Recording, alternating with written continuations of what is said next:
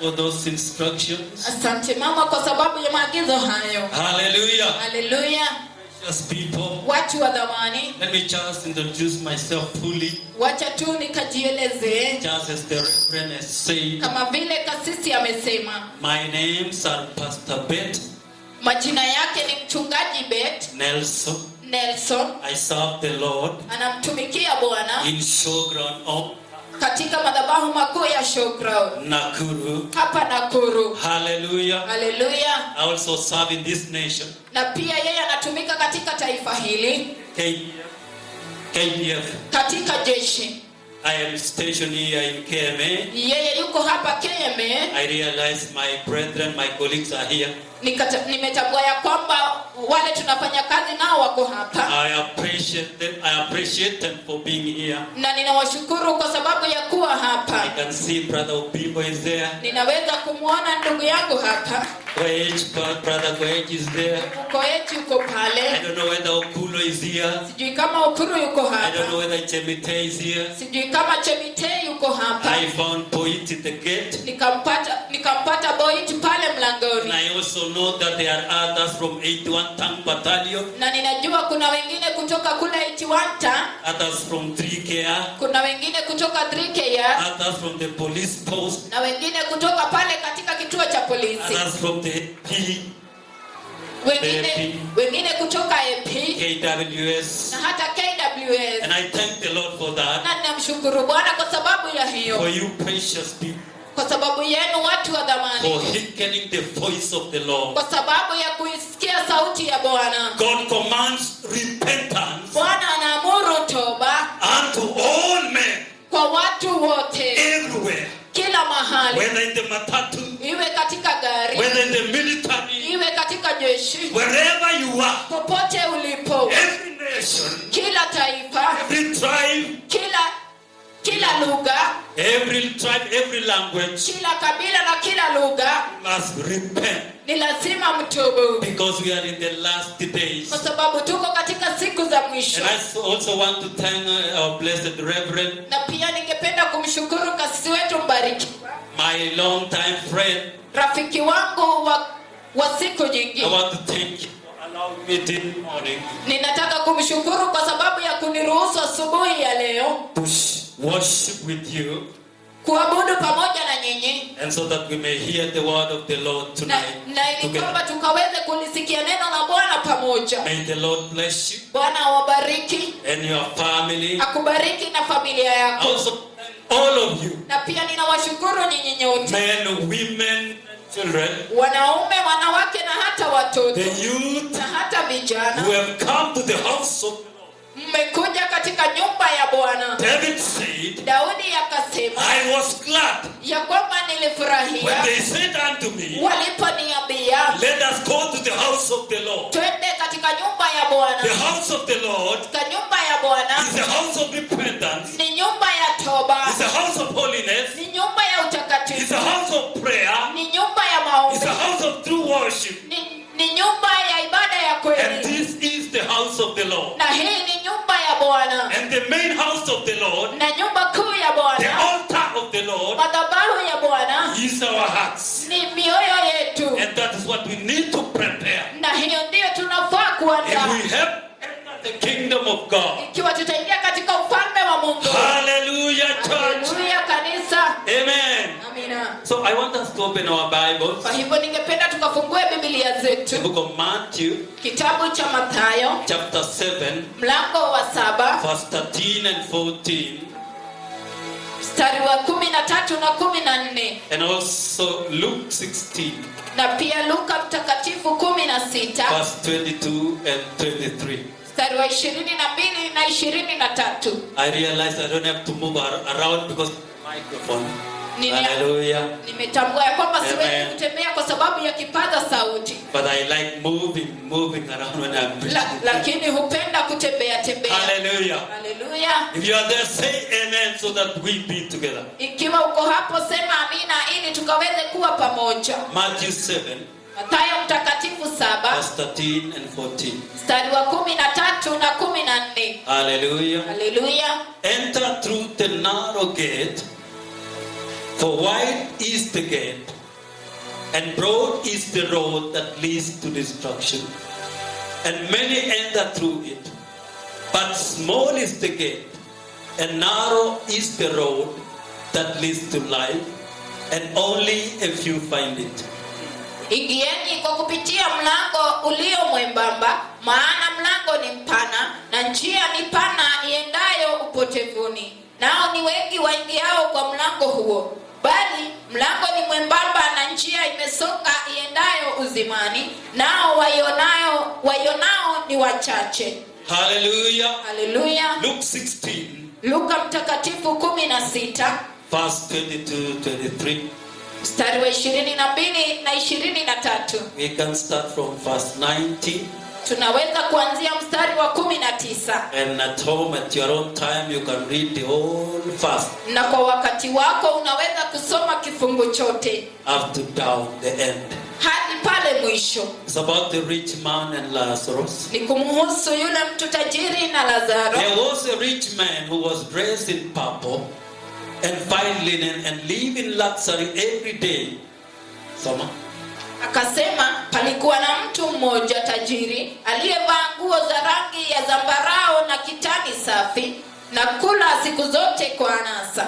And at his gate was laid the beggar named Lazarus, covered with sores. And he was longing to eat what fell from the rich man's table. Na maskini mmoja jina lake Lazaro huwekwa mlangoni pake, ana vidonda vingi, naye alikuwa akitamani kushibishwa kwa makombo yaliyoanguka katika meza ya yule tajiri. Even the dogs came and licked his sores. Hata mbwa wakaja wakamramba vidonda vyake. The time came when the beggar died and the angels carried him to Abraham's side. Ikawa yule maskini alikufa, akachukuliwa na malaika mpaka kifuani kwa Ibrahimu. The rich man also died and was buried. Yule tajiri naye akafa, akazikwa. And in hell where he was in torment, he looked up and saw Abraham far away with Lazarus by his side. Basi kule kuzimu aliyainua macho yake alipokuwa katika mateso, akamwona Ibrahimu kwa mbali na Lazaro kifuani mwake. So he called to him, Father Abraham, have pity on me and send Lazarus to dip the tip of his finger in water and cool my tongue, because I'm in agony in this fire. Akalia akasema, Baba Ibrahimu, nihurumie, umtume Lazaro achovye ncha ya kidole chake majini, au burudishe ulimi wangu, kwa sababu ninateswa katika moto huu. Let's pray, precious people. Wacha tuombe, watu wa dhamani. Mighty and holy Father, Baba mtakatifu, how beautiful today ya kupendeza jinsi gani siku ya leo, and wonderful for allowing us na hata kuya kuruhusu that you have allowed us to be in your presence. ya kwamba umeturuhusu kuwa uweponi mwako. How I pray this morning Jinsi ambavyo ninaomba asubuhi ya leo, that you will open our spiritual ears and eyes, ya kwamba ukafungue macho yetu ya kiroho na masikio our yetu inner hearts, na mioyo yetu ya to ndani, hear from you ikasikie kutoka kwako and to see na hata kuona that which you prepared for us kile ambacho umetuandalia before the foundations of the earth. kabla ya misingi ya dunia. We bless you in the mighty name of Jesus. Tunakubariki katika jina kuu la Yesu, And we welcome your beautiful Holy Spirit, na tunamkaribisha Roho wako mtakatifu wa kupendeza, the teacher of truth, yeye aliye mwalimu wa ukweli, the spirit of revelation, Roho wa ufunuo, even to reveal to us hata akaweze kutufunulia the deep things of God, mambo ya kilindi ya that our Mungu, hearts be prepared ya kwamba mioyo yetu ikaandalike for the coming of the Messiah, kwa sababu ya kuja kwa Masihi. Christ Jesus, your beloved Son. Christ Jesus, your beloved Son. Yesu Kristo mwanao mpendwa. Thank you, Father. Asante Baba. We pray in Jesus' mighty name. Tumeomba kwa jina kuu la And we Yesu. say amen. Tukaseme amina. Hallelujah. Haleluya. Hallelujah. Haleluya. Precious people, Watu wa dhamani, I just want to talk in the next 1 hour ninataka tu kunena kwa saa moja tu about a place called hell. kuhusu mahali ambapo panaitwa There are only two eternities after this life. Kuna milele mbili tu baada ya maisha haya. There's heaven on this side. Kuna mbinguni upande huu. There's hell on this side. Na kuna jehanamu upande huu mwingine. There's the narrow gate on this side. Kunayo njia ambayo ni nyembamba upande huu. And there's the broad gate on this side. Na kunalo lango pana upande huu mwingine. Eternal life in this side. Kuna umilele wa maisha upande huu. And Uzima there's wa milele. damnation and destruction on this side. Na kuna kuharibiwa na upande huu mwingine. And it is good, precious people, Na ni vyema watu wa dhamani, for you and me, kwako wewe na mimi, to know where we are going. kujua mahala ambapo tunaenda. Because if you know where you are heading Kwa to, sababu ikiwa unajua mahala ambapo unaenda, then you will prepare yourself. basi utajiandaa. If I'm going to Nairobi, Ikiwa ninaenda Nairobi, I have to prepare myself in that journey ni lazima nijiandae kwa sababu ya safari hiyo, for the end of my journey. kwa sababu ya mwisho wa safari yangu. Hallelujah. Haleluya. That is the same with eternity. Na hiyo ni sawa na umilele. We need to know what is before us, Tunafaa kujua ni nini kiko mbele yetu, because Moses said, kwa sababu Musa alisema today I call heaven and earth ya kwamba leo ninaita mbingu na dunia to be the witness. kuwa mashahidi, And I set before you na ninawekeni mbele yenu life and death. uzima na hata So kifo. choose for yourself Kwa hivyo jichagulie where to go, mahala ambapo unataka which kwenda, way to follow. njia ambayo utaifuata. God has given us choice, the free will to choose Bwana ametupatia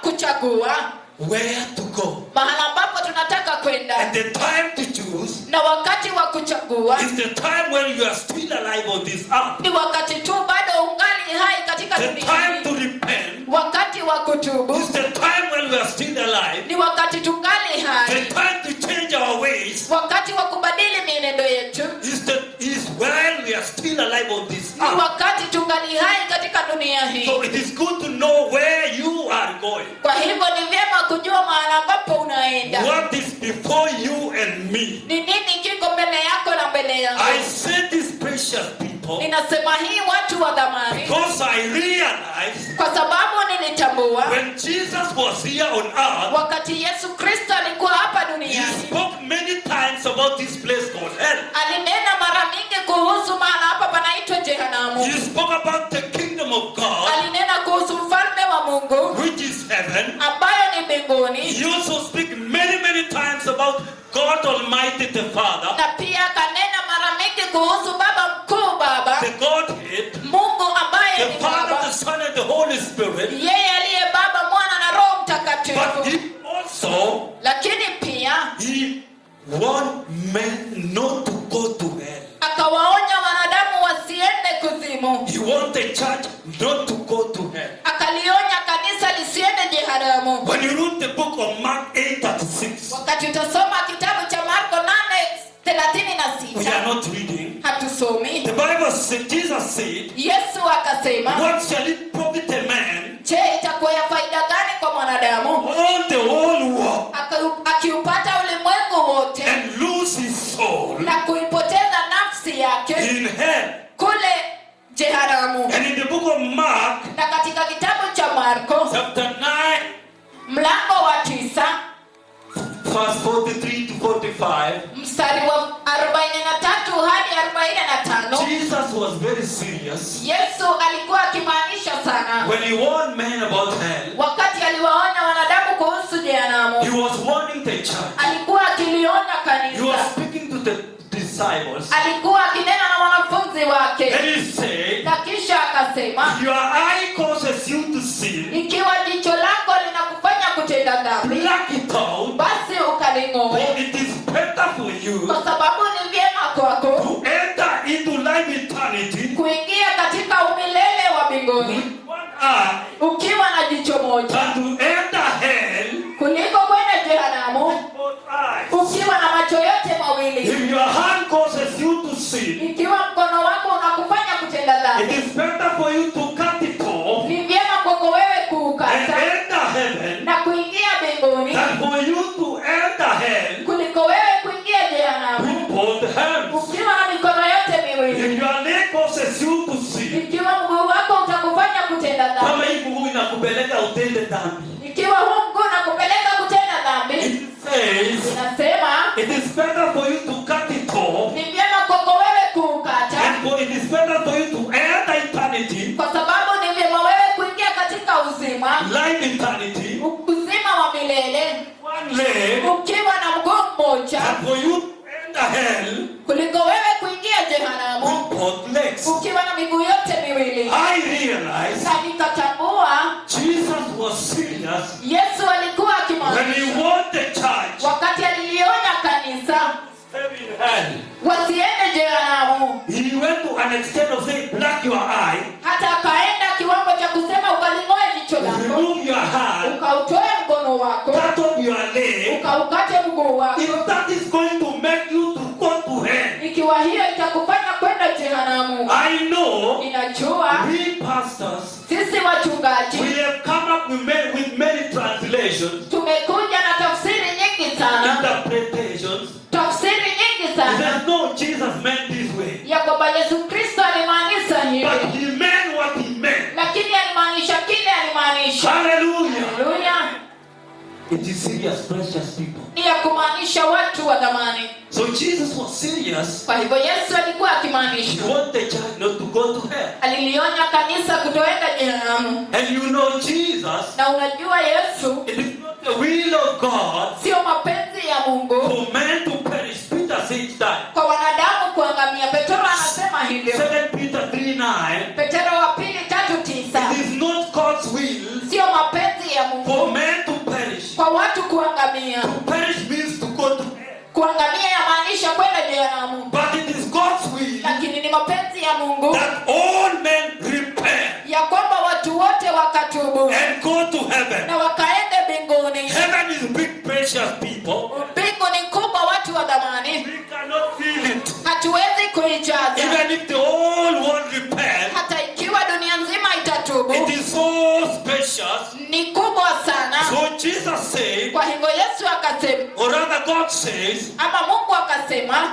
it is not God's will for man to perish. ya kwamba si mapenzi ya Mungu kwa wanadamu kuangamia. And that's why Ezekiel says, Ezekiel 33:1. Maana Ezekieli anasema katika Ezekieli 33:1, 33:11. Sorry. 33:11, Ezekiel said, Ezekieli anasema it is not God's pleasure, ya kwamba si furaha ya Mungu, or God is not pleased ama Mungu hafurahi in the death of a sinner. katika kifo cha mwenye dhambi, Because when a sinner kwa dies, sababu wakati mwenye dhambi he anakufa goes to hell.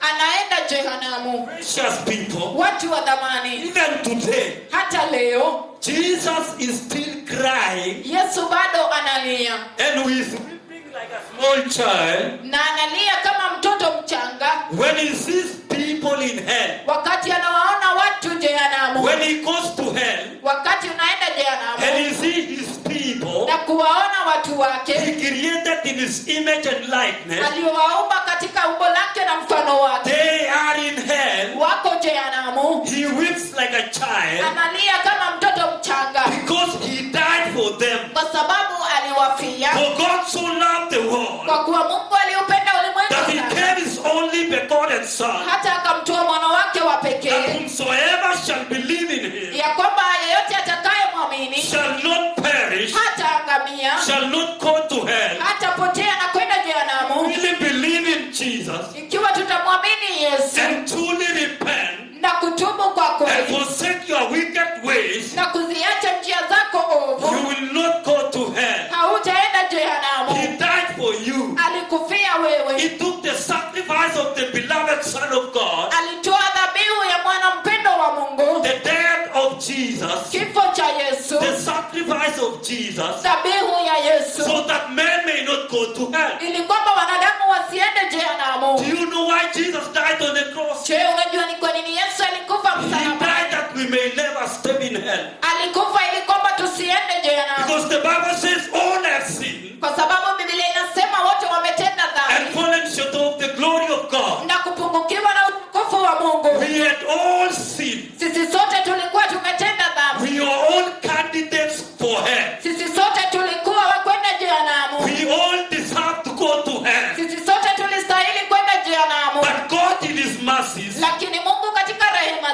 his unconditional love, na katika upendo wake usiokuwa na he masharti loved the world aliupenda ulimwengu and he gave his only begotten son na akamtoa mwana wake wa so that we may never step in hell. ili kwamba tusiweze kwenda jehanamu. That is why he was serious when he was warning us, Ndio maana alikuwa akimaanisha wakati alikuwa akituonya, because he gave the perfect sacrifice, kwa sababu alitoa dhabihu kamilifu, the ultimate sacrifice. dhabihu ambayo ni kamilifu. No other sacrifice can be given. Hakuna dhabihu nyingine yaweza kutolewa. That's why he says when men fall back to sin, Ndio maana anasema wakati wanadamu wanaanguka tena kwa dhambi, when men deliberately sin, wakati wanadamu wanatenda dhambi kimakusudi, he says in the book of Hebrews, anasema katika kitabu cha Waebrania chapter 10, verse 26 to 31, mlango wa 10 mstari wa 26 hadi 31, there is no more sacrifice ya kwamba hakuna dhabihu nyingine that can be offered ambayo yaweza for kutolewa the salvation of men. kwa sababu ya wokovu wa He wanadamu. gave the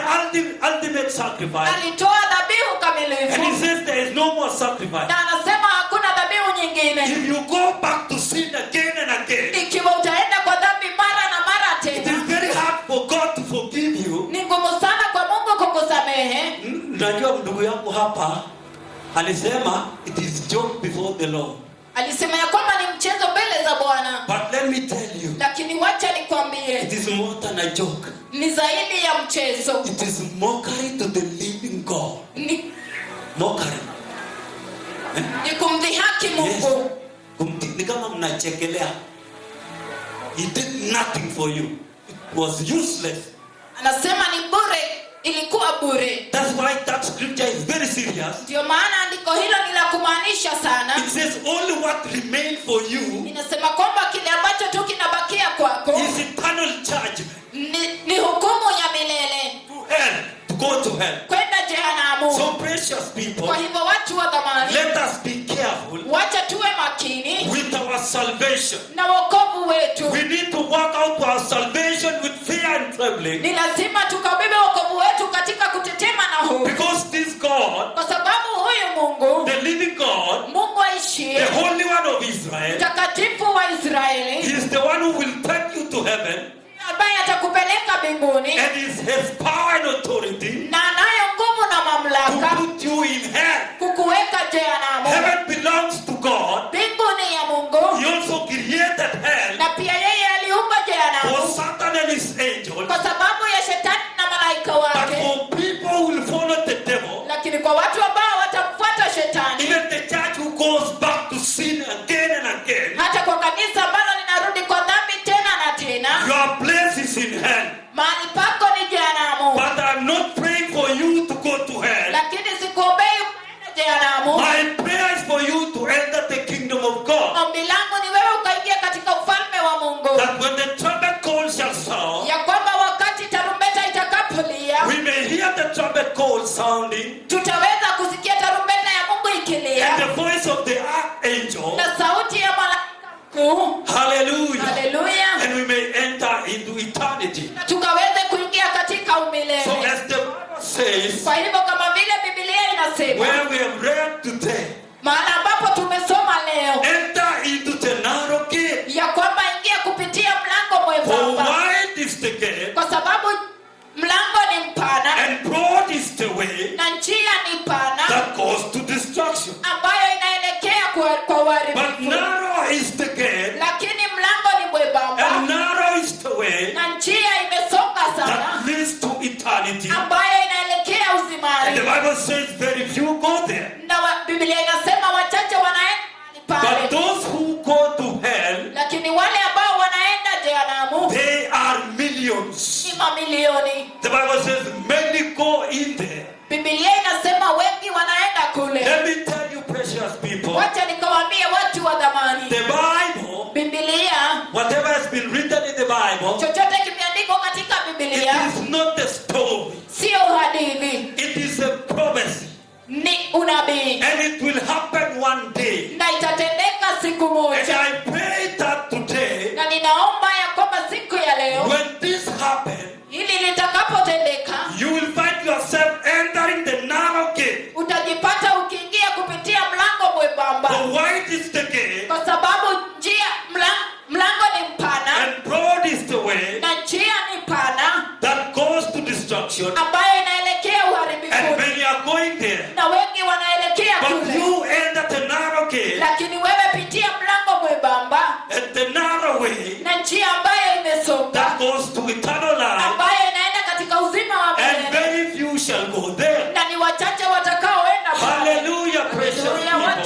8. I said Nilisema this word is prophetic. neno hili ni la unabii. Sometimes we read the Bible, we think it's a story. Wakati mwingine tunasoma Biblia tunadhani ni hadithi. Like where we have read in the book of Luke. Kama vile tumesoma katika kitabu cha Luka The mtakatifu. rich man Yule tajiri and the poor beggar Lazarus. na yule maskini Lazaro. That is not a story. Hiyo sio hadithi. It is a real thing. Ni jambo halisia. The rich man today is in hell as I speak.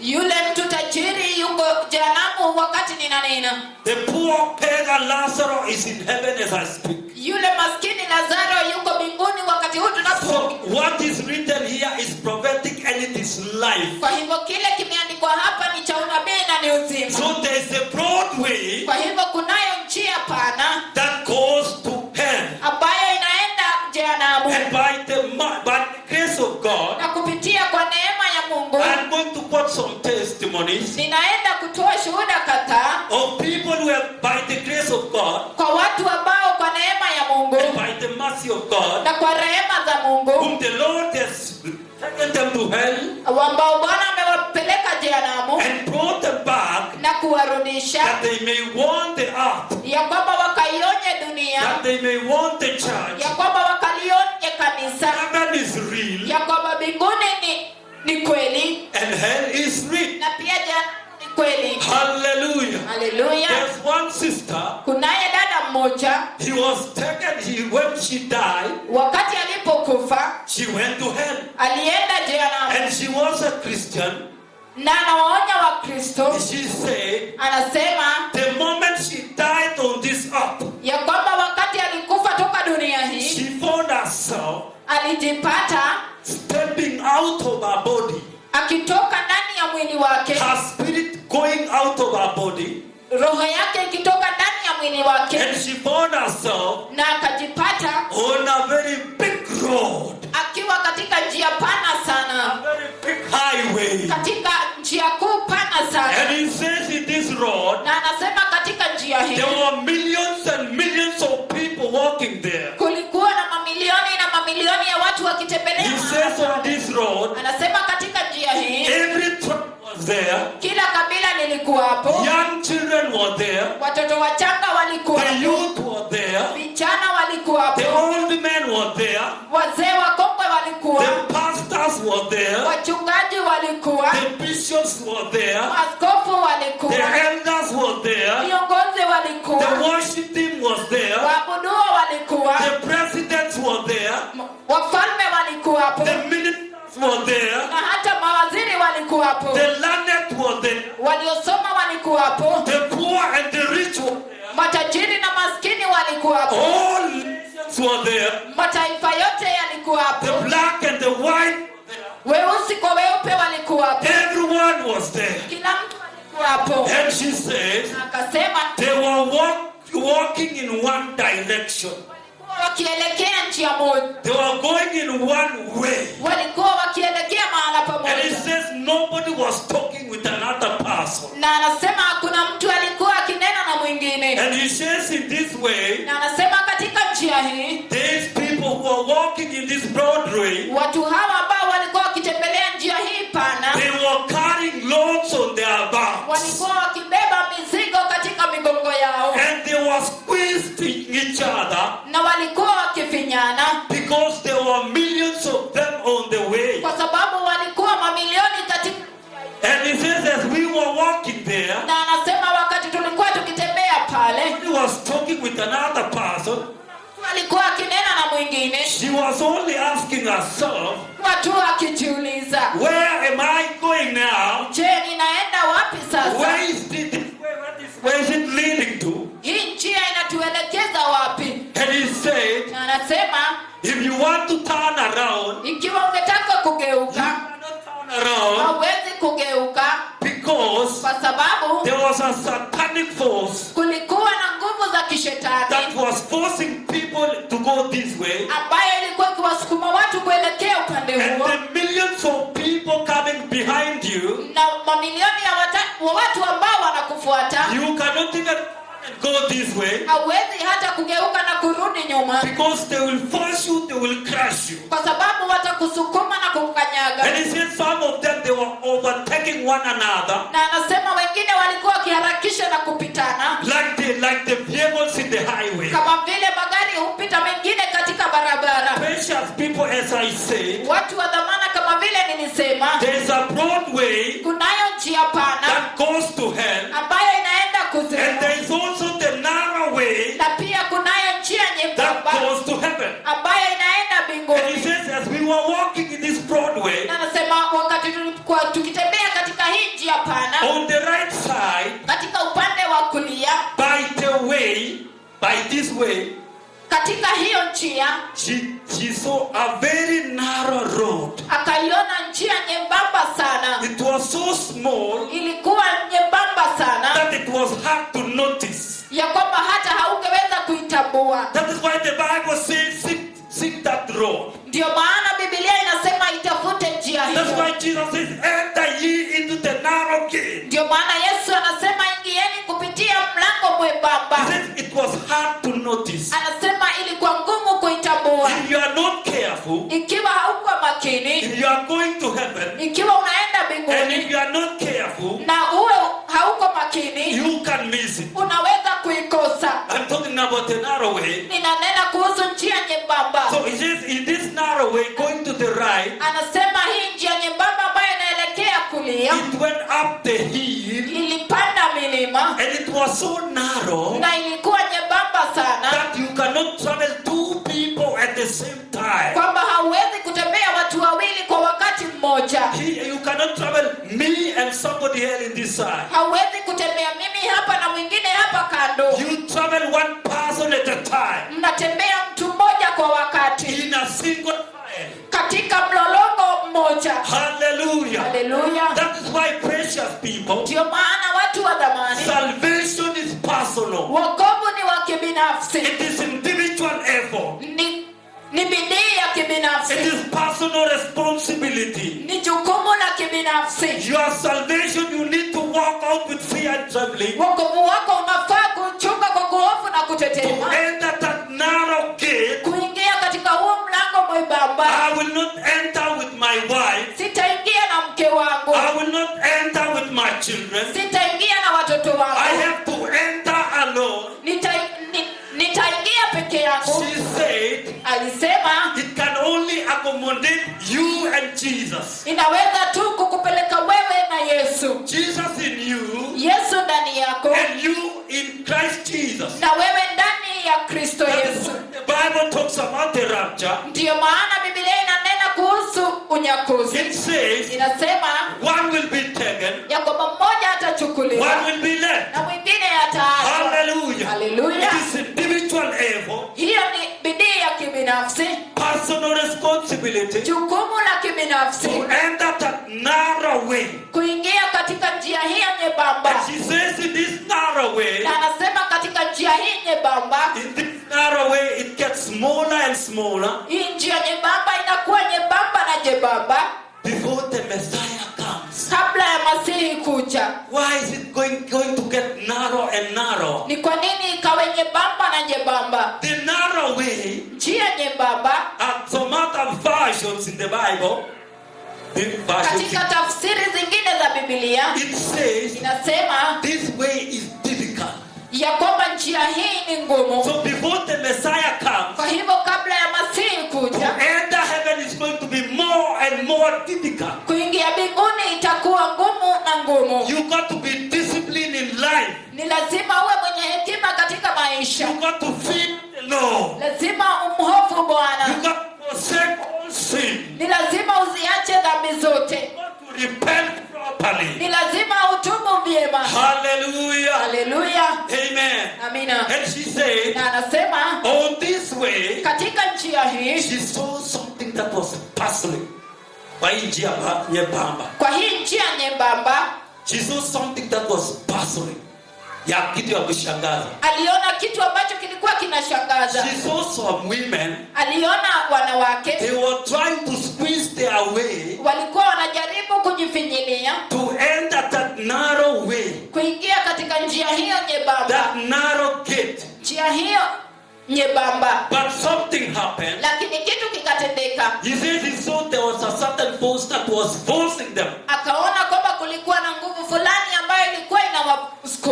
not to enter. wasiingie. And she asked Jesus, Na akamuuliza Yesu, what is happening there? ni nini kinatendeka pale? Jesus told her, Yesu akamwambia, those women, wale wanawake they want to enter my way, wanataka kuingia njia yangu, the narrow gate, njia nyembamba, because I am the way. kwa sababu mimi ndiye njia. And he said, Na anasema nothing unclean shall enter there. hakuna kitu kisicho safi ambacho kitaingia.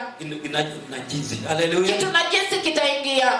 He said, Anasema because my way is holy. kwa sababu njia yangu ni takatifu. That's why Isaiah said, Ndio maana Isaia akasema 35 verse 8 and 9, katika Isaia 35 and there shall be a way, ya kwamba kutakuwa na njia it kuu shall be called a highway of holiness, na itaitwa njia kuu ya utakatifu, and the unclean shall not journey in it. na walio wachafu hawataiendea njia hiyo. And Jesus said, Na Yesu akasema I am that way, ya kwamba mimi ndiyo hiyo njia, that highway of holiness, hiyo njia kuu ya and utakatifu, nothing unclean shall enter my way. na hakuna kitu najisi ambacho kitaingia njia hii. And she asked Jesus, Na akamuuliza Yesu, what is the unclean thing? je, hichi kitu najisi ni nini? And Jesus told her, Na Yesu akamwambia, the unclean thing that women were wearing, hiki kitu ambacho ni najisi ambacho wanawake walikuwa wamevalia, the miniskirts, minisketi, I mean their dressing, mavazi yao, their hair, nywele zao, their nails, vidole vyao, I mean, about everything about worldliness. kila kitu kuhusu mavazi. Jesus said, Yesu akasema, they love me wananipenda and they want to enter my heaven na wanataka kuingia mbingu yangu on their own terms, on their own way. katika njia zao. And Jesus said, no way Lakini Yesu anasema hakuna vile, shall enter that my way. hakuna kitu najisi ambacho kitaingia njia yangu, Nothing unclean shall enter my way. hakuna kitu najisi ambacho kitaingia njia yangu. Hallelujah, precious people. Haleluya, watu wa dhamani, We need to fear the Lord taji kumhofu Bwana and prepare our hearts na kuiandaa mioyo for yetu the coming of the kwa Messiah. sababu ya kuja kwa Because Masihi, Revelation 21:27, kwa sababu Ufunuo wa Yohana it 21 talks about the new Jerusalem. ananena kuhusu Yerusalemu mpya, It talks about heaven. ananena kuhusu mbinguni. And it says, Na Yohana anasema nothing that causes abomination ya kwamba hakuna kitu ambacho kinaleta maovu or that divineth au ambacho kina or najisi maketh a lie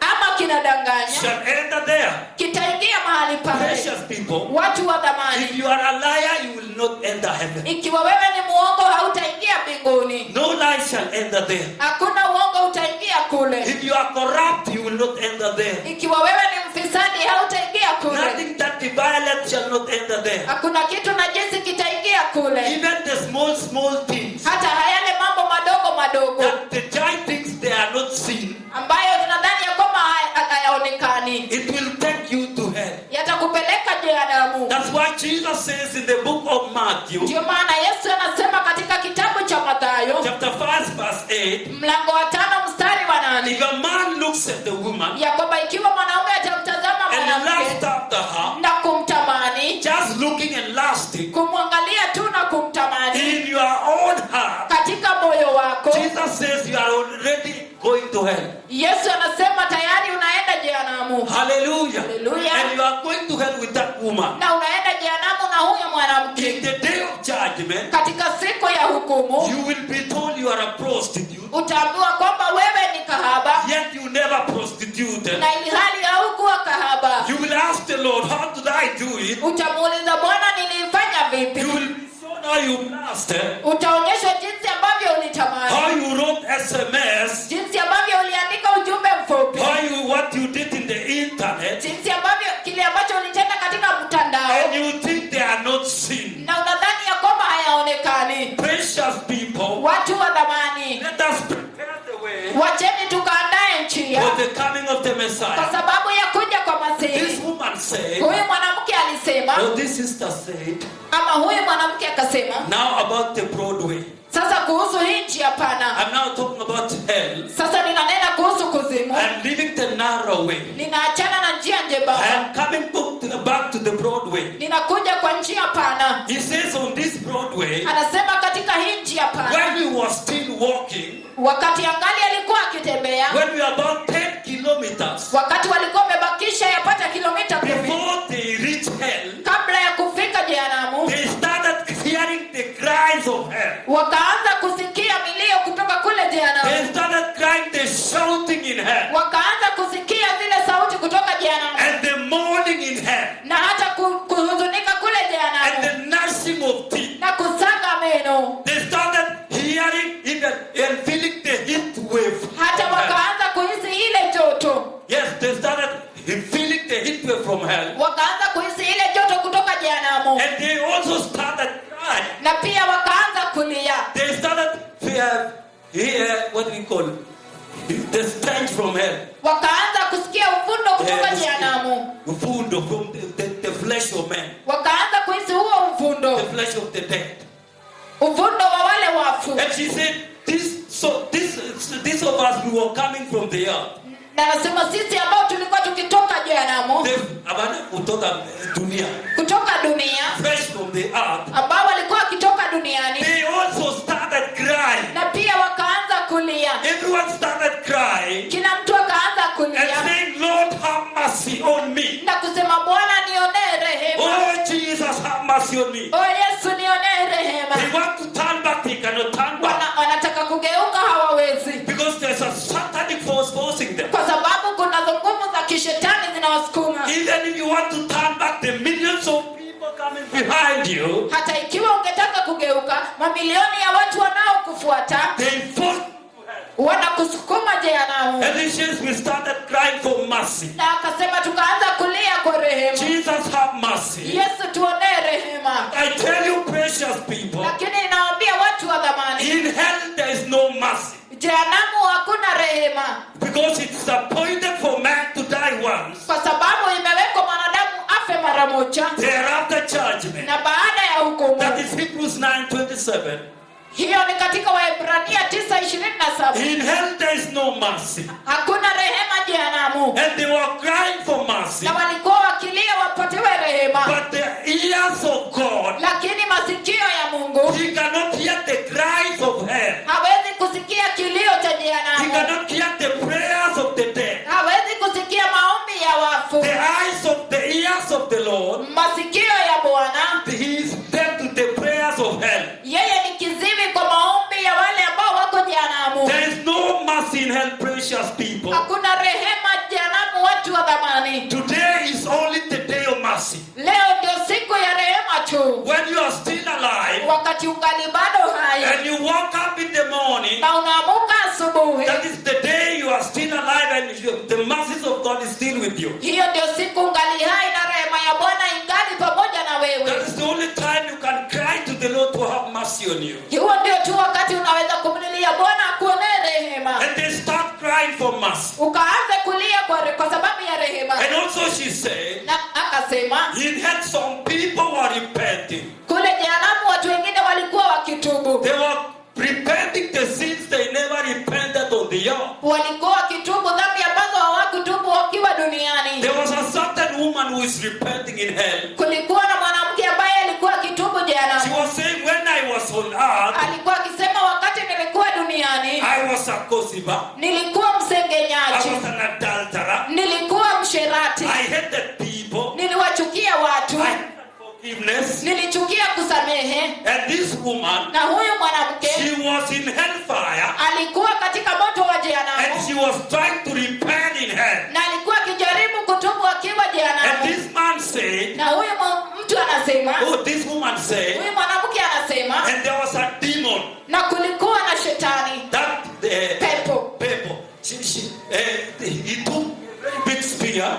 akachukua mkuki mkubwa and hung on the back of the woman. na kumrushia yule mwanamke mgongoni, And it came from her na ikatokea na mbele and told the woman, na kumwambia mwanamke, stop repenting here. acha kutubu hapa. When you were on earth, Wakati ulikuwa you duniani had the privilege, ulikuwa na you tunuku, had the opportunity ulikuwa na ule nafasi to repent ya kutubu and to follow that holy man. na kumfuata huyo mtu mtakatifu, But you never repented. lakini haukutubu. And the demon said, Na huyo pepo anasema, look at me. nitazame, When we fell with the Satan in heaven, wakati tulianguka kutoka were never given any opportunity to repent. Hatukupatiwa nafasi yoyote ya kutubu. If I could have been given opportunity to repent, Ikiwa ningepatiwa nafasi ya kutubu, I could have changed my destiny. ningebadilisha hatima yangu. I could not be here today. Singekuwa hapa leo. But because I was not given that opportunity, Lakini kwa sababu sikupatiwa hiyo nafasi, my faith is sealed. hatima yangu ni dhambi. And I am in hell today. Na niko hapa jehanamu leo. So stop confessing your sins in hell. Kwa hivyo wacha kuungama dhambi zako jehanamu. Precious people, Watu wa thamani, the time to repent is today. siku ya kutubu ni leo. The time to change your ways is today. Wakati wa kubadilisha mienendo yako ni leo. When you are still alive, Wakati ungali hai. don't wait to go and repent in hell. Usingojee kwenda kutubu jehanamu. There is no repentance in hell. Hakuna toba jehanamu. And there is no mercy in hell. Na hakuna rehema And jehanamu. in hell there is no hope. Na hata jehanamu hakuna tumaini. Yes. You know, on this earth, Unajua katika dunia hii, maybe you are sick. labda uko mgonjwa. You went to Eldoret. Ukaenda Eldoreti. You asked the Lord to heal you.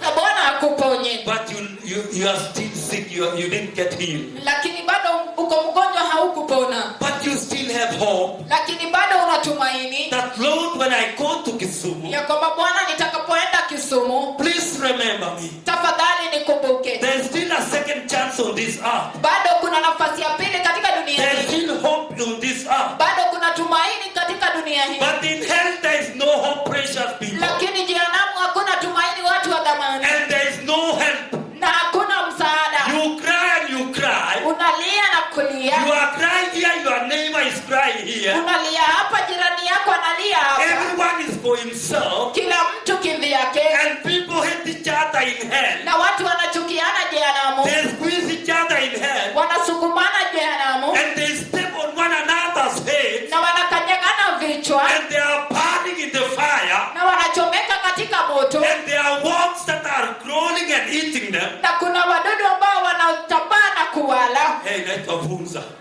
Funza. Saizi ya hii microphone. Hallelujah. Amen. Inatoka kwa hii mapua, inaingia kwa mdomo, inatoka kwa mdomo, inatokea kwa masikio, inarudi kwa macho, mahali popote kushimo kwa mwili ya binadamu inapita, kama ikifika kwa mwili huko inagongoa kama mahindi. Funza. The Bible says, and the worms in hell, Na Biblia inasema wale wadudu jehanamu they don't burn in the fire in hell. hawachomeki katika moto wa jehanamu. You are tormented by the fire, Unateswa kwa moto, the unquenchable fire. moto ambao hauzimiki. And there are worms eating you. Na pia kuna wadudu wanakula. And Isaiah said, Na Isaia anasema in hell, ya kwamba jehanamu, your bed shall be the fire, ya kwamba kitanda chako kitakuwa moto and your blanket shall be the worms. na blanketi yako itakuwa wale wadudu. In hell, this terrible, precious people. Jehanamu ni kubaya, watu wa It's a thamani. place of gnashing of teeth, Ni mahali pa kusaga meno, a place of suffering and ni pain. mahali pa kuteseka, It is a terrible ni place. mahali pabaya. Don't stop there. Don't go there. Usiende kule. There is no hope in hell. Hakuna tumaini jehanamu. In hell there is no rest. Jehanamu hakuna kupumzika. Hallelujah. Haleluya. Let me say it first. There is no hope in hell. Hakuna tumaini jehanamu. You know, on this earth, Unajua hapa duniani wakati mtu amekonjeka sana, anakonjeka mpaka akikufa, watu wanasema Mungu amepumzisha. Mungu amepumzisha, amesaidia, sio? Lakini jana hakuna kupumzika, and there is no hope. Hallelujah. In hell, when you go to hell, wakati unaenda jehanamu, you will be tormented by the works you are doing on this earth. utateswa na matendo ambayo ulikuwa ukitenda duniani. By the things you are doing on this earth. Na matendo ambayo ulitenda duniani. If you are a thief, Ikiwa ulikuwa mwizi, continue to steal in hell.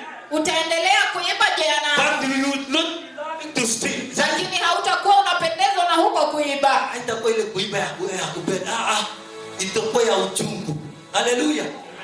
If it is sexual sin in hell, Ikiwa ni dhambi ya usherati jehanamu, those who died in sexual sin, wale ambao walikufa katika dhambi ya usherati. In hell they are sleeping naked. Jehanamu wanalala uchi. They are sleeping naked on the ground. Wanalala uchi chini. And this ground is fire. Na hii chini moto. And they are eating in the fire. Na wanagaragara katika huo moto. And the worms are eating them. Na wadudu wanawala. And in hell, Na kule jehanamu there's a very big snake.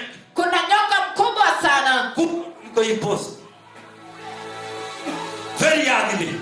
Ambaye si wa kupendeza. And this snake, Na huyu joka, if you die in fornication, ikiwa utakufa kwa if kuzini, you die in pornography, ikiwa utakufa kwa kutazama picha za kisherati, katika ushoga, if you die in prostitution, ikiwa utakufa katika ukahaba, if you die in any sexual sin, ikiwa utakufa katika dhambi yoyote ya usherati, even in polygamy, hata katika ndoa ya wake wengi, wale wako unaishi wewe ni mama, wewe ni mke wa pili, wa tatu, wa nne, wa 10, hata wewe mzee, ukikufa leo, hata kama uko mzee ya kanisa, mbinguni wanakujua wewe ni msherati.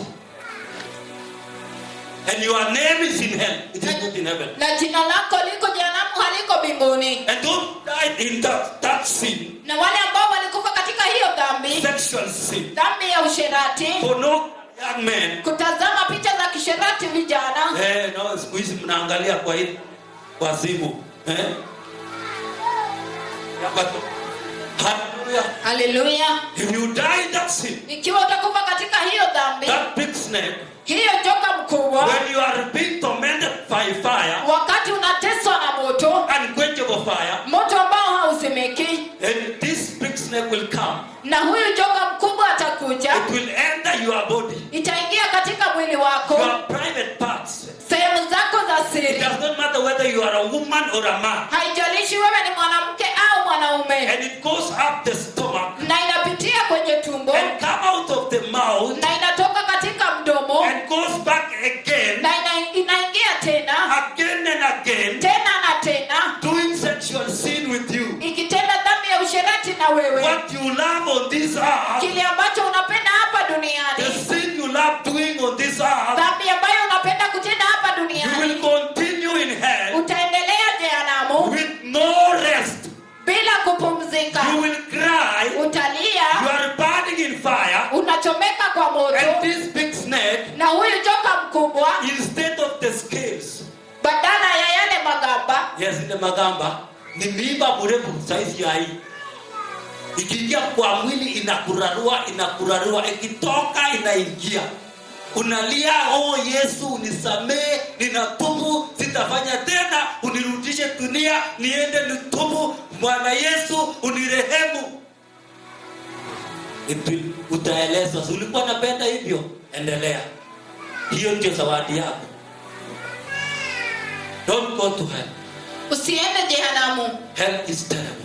Jehanamu ni kubaya. There are no words of human being that can describe hell. Hakuna maneno ya mwanadamu yanayoweza kuelezea jehanamu. Those who have gone to hell and come back, Wale ambao wameenda jehanamu na kurudi, they say if you see hell, wanasema ikiwa utaona jehanamu, you will fear God forever. utamhofu Mungu milele. Hallelujah. Haleluya. Let me tell you, precious people, Wacha nikawaambie watu wa dhamani, in hell kule jehanamu there are pits of fire, mashimo ya moto kuna mashimo ya moto ya kila mtu. ya kila mtu, Kila mtu amepreserviwa. You have been preserved imewekwa for you. kwa sababu yako. Just as in heaven Kama vile mbinguni there's a seat preserved for you. kuna kiti ambacho kimewekwa kwa sababu In yako, the wedding supper of the Lamb of God. katika karamu ya mwanakondoo wa Mungu. But also in hell Na pia jehanamu there's a place preserved for you. kuna shimo ambalo limewekwa kwa sababu yako. It is for you to choose Ni wewe kuchagua which way to go. njia ambayo If you utafuata. want to go to your pit in hell, Ikiwa unataka kwenda katika shimo lako jehanamu, hata imeandikwa jina lako pale. Shetani anakungojea huko, na Yesu anakungojea mbinguni. Amekuandalia kiti na meza na amepanguza kila kitu, iko ready, anakungojea, jina lako iko pale. But many precious people, lakini wengi watu wa dhamani they forsake their holy way. wanaachana na njia zao takatifu. They forsake that seat that has been preserved by our Lord Jesus for them. Wanaachana na hicho kiti ambacho wamewekewa na Yesu And Kristo, they go to hell na wanaenda jehanamu because of their sin. evil ways. kwa sababu ya njia zao ovu. In hell, precious people, Katika jehanamu watu wa thamani, there's unquenchable thirst. kuna kiu ambayo Kiu ambaye hawezi kuikata. Yes. Kiu ambaye inaua. Lakini sasa jehanamu huwezi kufa. Hallelujah. Jehanamu hakuna kufa. Achini. Thank you God. Because of time. Just because of time. Wacha nihubiri kwa Kiswahili mix. Hallelujah. Jehanamu, precious people, I tell you, there's unquenchable fire. There are demons to torment you. Kuna mashetani wanakuumiza na wanakutesa na wanacheka, wanafurahia vile wanatesa binadamu. Jehanamu kuna moto ambaye haisimiki. Kuna funza ambaye asikufi kwa hiyo moto. Na kuna kiu ya kuua.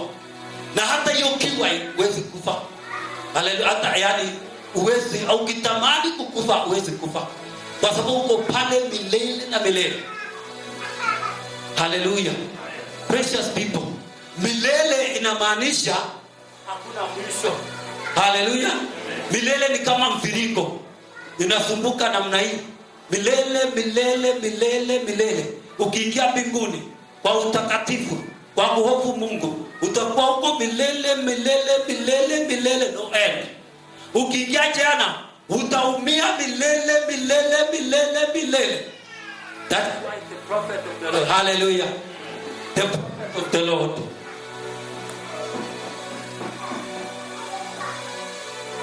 hallelujah, that's why the prophet of the Lord has always told us,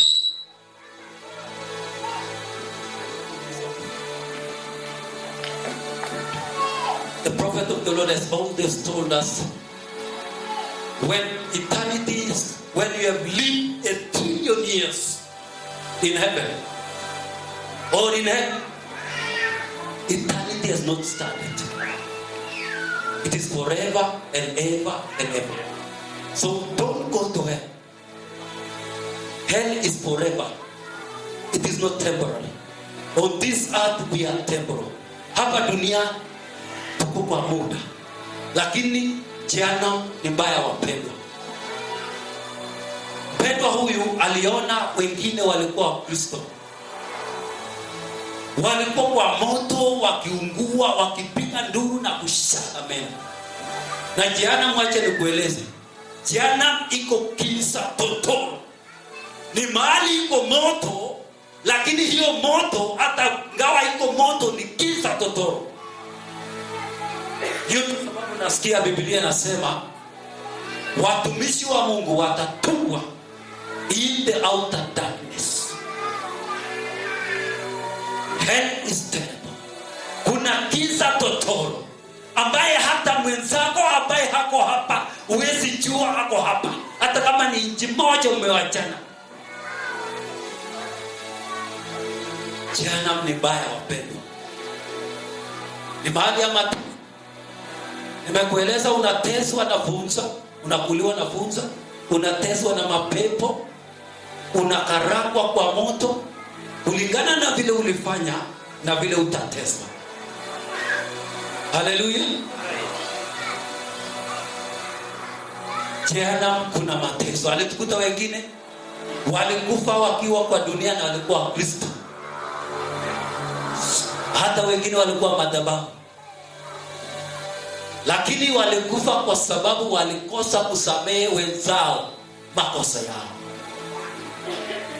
Walikuwa nalia, nasema, Yesu unisamehe, unirehemu. Sasa kutoka leo ninatubu, nitamsamehe ndugu yangu, nitaanza kusamehe dada yangu, uniwajilie tu dakika moja. Mtu ambaye ako jehanamu anaomba ombi la kupewa dakika moja kukuja dunia kutubu. 1 second. Na wewe uko na muda mrefu hapa kutubu na unacheza. Haleluya. Jehanamu ni mbaya wenzangu. It is terrible. Anasema jehanamu, ile kilio na maombi ambaye iko jehanamu, hakuna mtu dunia hii anaweza omba. Hatujawahi kuomba. Wacha vile tunalia. Hakuna huko vile wanalia. Day and night. Kilio na ombi moja tu wanaomba. Wacha vile unaomba uponywe. Wacha vile unaomba upewe sijui nini. Wacha vile unaomba nini. Hao wanaomba tu kitu kimoja. Unirehemu, unisamehe, unirehemu. Don't go there. Kutoka leo badilisha maisha yako. Huko ni mbaya. Akakuta wengine walikataa kusamehe wengine dhambi, makosa yao. Akauliza Yesu, suwarehemu. Yesu akamwambia sina la kufanya. Walikataa kusamehe wenzao. Haleluya. Walikataa kusamehe wenzao dhambi zao, makosa zao. Hata manami siwezi kuwasamehe. Haleluya. Mnakumbuka the story? Kuna hadithi moja iko katika kitabu cha Mathayo mlango wa 18 mstari ya 21 mpaka 35. Inaongea kuhusu mtumishi moja ambaye alikuwa na deni ya bwana yake na alishindwa kulipa hiyo deni. Akalilia bwana yake akamwambia, Bwana, unisamehe tafadhali. Siwezi lipa hii deni, ni kubwa. Tafadhali unisamehe. Akalilia kabisa. Bwana yake akamsamehe. Akasema, sawa, nimekusamehe. Na hutalipa hiyo deni tena. Lakini huyu bwana, huyu mtumishi alienda kapata mtumishi mwingine mwenzake ambaye alikuwa na deni yake kidogo. Pengine ile deni alikuwa ya bwana yake ilikuwa 1,000. Lakini alienda kapata mwenzake ako na deni ya shilingi 50. Akamwambia mwenzangu, lipa deni yangu. Mwenzake akamwambia, ndugu yangu, sina chochote, unisamehe tafadhali. Nisaidie, nikipata nitakulipa. Unisubiri. Alikasirika, akasema hakuna, lipa deni yangu. Akashika hiyo mwenzake akaweka kwa korokoroni, akapeleka kotini. Na ameomba msamaha. Wakati hiyo alipelekwa kotini, akaenda akawekwa jela kwa sababu ya deni. Lakini baadaye watu ambaye walijua wakamwambia bwana yake, ule mtu ambaye ulikuwa umemsamehe deni yake ameenda ameshika mwenzake na akaweka ndani. Bwana aliposikia hivyo, bwana yake alikasirika sana. Akasema, lete hiyo mtu hapa. Akapelekwa. Alipopelekwa akasema, nilikusamehe dhambi zako, nilikusamehe makosa yako, nilikusamehe deni yako. Lakini badala usamehe mwenzako, ukaenda ukashika ukaenda jela. Akamwambia, kutoka leo weka yeye kwa korokoroni na wacha ateswe huko korokoroni. Kwa sababu alikataa kusamehe mwenzake, nitarudisha yeye korokoroni. Na ile deni nilikuwa nimemsamehe, hakuna msamaha tena, ataendelea korokoroni mpaka siku ile atalipa. Na Yesu anasema, hivyo ndivyo Baba yangu aliye mbinguni atawafanyia mkikosa kusamehe wenzenu dhambi zenu. Sikiza kanisa, nikueleze leo. Mungu anasema, ama Yesu alisema, kwa sababu umekataa kusamehe mwenzako makosa yake, dhambi zake, hata yeye hawezi kukusamehe dhambi zako. It means this way. Inamaanisha hivi, hata ile dhambi ambaye ulikuwa umetubu, ile dhambi usaliwe, hata kama ulikuwa umeokoka ukakosa kusamehe mwenzako, Mungu anasema usiposamehe mwenzako, hiyo dhambi atarudisha. Itarudi. Itakaa kama hujaokoka. It is serious. Hiyo mtu aliwekwa korokoroni, akamwambia bwana yake, akamwambia, hata ile deni yako nilikuwa nimekusamehe, utalipa. The same case with us. Vile vile nasi tukikataa kusamehe wenzetu dhambi zetu, dhambi zao, makosa yao, kama ametukosea, hata kama tuko kwa kanisa, mbinguni inasema hujasamehewa dhambi. You are wasting your time in the church. Siku ile tarumbeta italia na kitabu itasoma, your name will not be found there. You will go to hell, and in hell there's a place for those who don't forgive. Wale wamekataa kusamehe wenzao. Kusamehe wenzao wenzetu wapendwa ni vyema, ili tuingie mfalme wa mbinguni, ili usamehe dhambi zako. That is why Yesu akasema kuhusu msamaha na kuhusu kurudiana, akasema kama unapo, when you are giving, you are offering at the altar of the Lord. Wakati unapeana sadaka yako, haleluya, wakati unapeana sadaka yako katika madhabahu ya Bwana.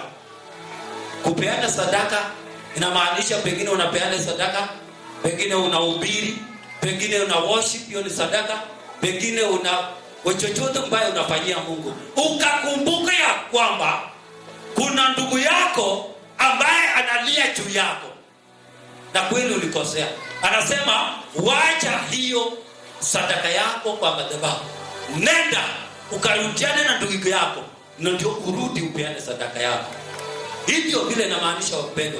Kama nikiwa hapa ninahubiri na peana sadaka mbele za Mungu, nikisikia ama nikijua kwamba kuna ndugu yako, madada yako ambaye hako na jambo nami, na kweli hako na jambo ambaye nimekosea, ninastahili niwache hii sadaka na peana. Ninamwambia Reverend, my brother, take over. I am going to be reconciled with my brother, my sister. Then I will come back. Hallelujah. Hiyo ndio reconciliation, kurudia, msamaha ya ukweli. Hallelujah.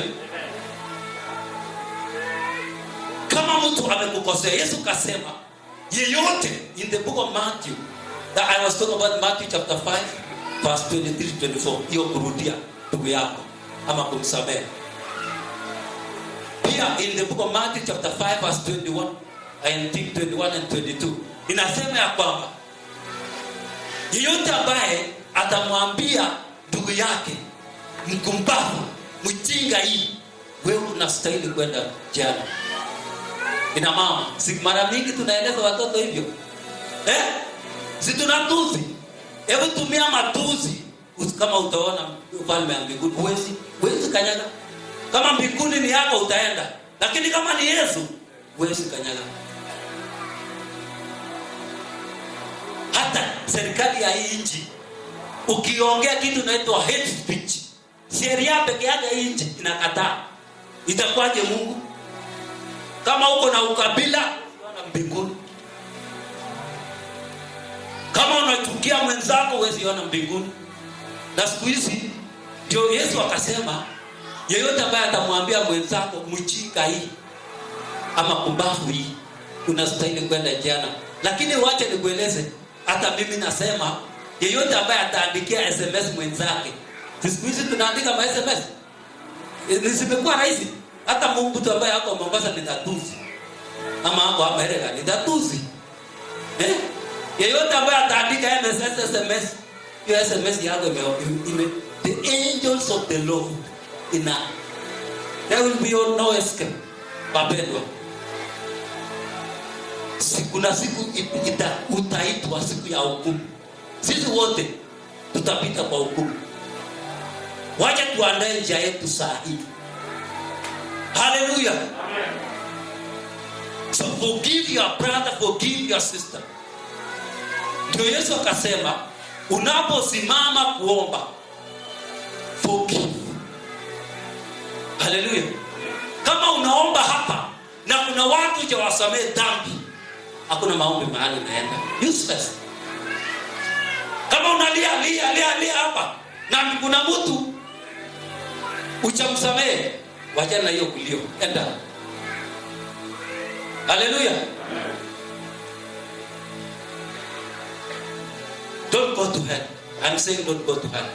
Usiende jana, wapendwa. Jana ni mbaya. Jehanamu ni mateso.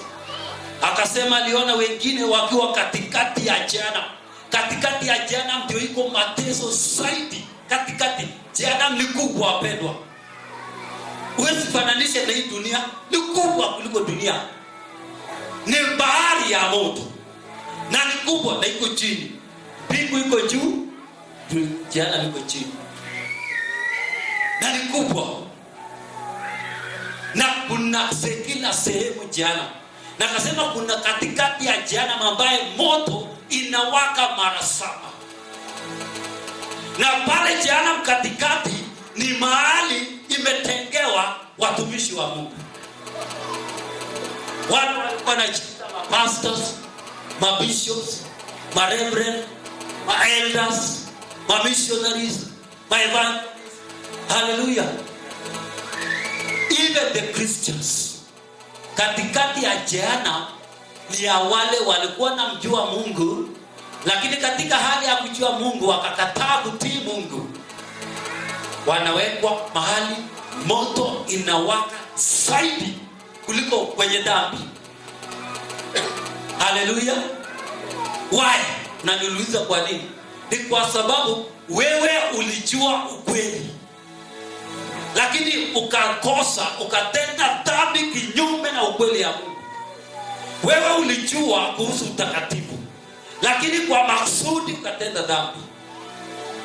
Ndio Biblia inasema kwa kitabu cha Luke 12:47-48, the mark you are given, the mark is expected from you. Hallelujah. Amen. Ile umepewa ni vile utahukumiwa. Hivyo ndio sababu wachungaji, walimu, evangelists tunakanywa na Yakobo. James anasema isije kila mtu anataka kuwa mchungaji ama kuwa mwalimu ya neno, kwa sababu utahukumiwa na vile hiyo position ulichukua. Kama sasa, haleluya, kama sasa mimi ni mchungaji, nitahukumiwa zaidi kuliko wewe. Tena reverend atahukumiwa zaidi. Bishop atahukumiwa zaidi kulingana na ile position yako nayo, because they were entrusted with much and they are expected to give much. Na wakikosa kupeleka watu mbinguni, hukumu itakuwa mingi. Damu ya watu ambao wataenda jehanamu itakuwa kwa mikono yetu. I'm talking about pastors, elders, evangelists. So, kwa sababu Daudi alisema afadhali nikaange pale kwa mlango. It is serious.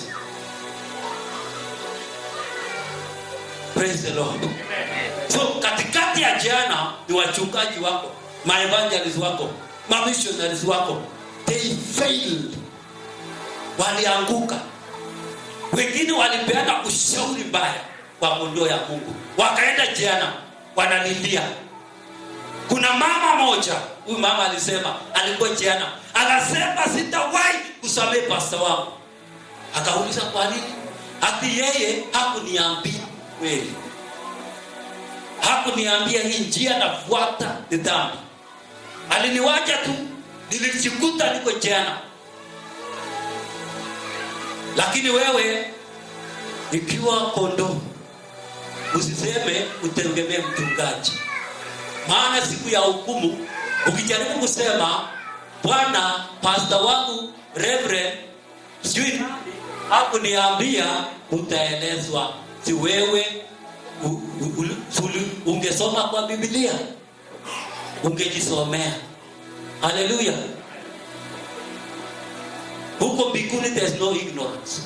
Hata wale mashosho ambao hawajui kusoma, kwani kuna jambo ngumu kwa Mungu?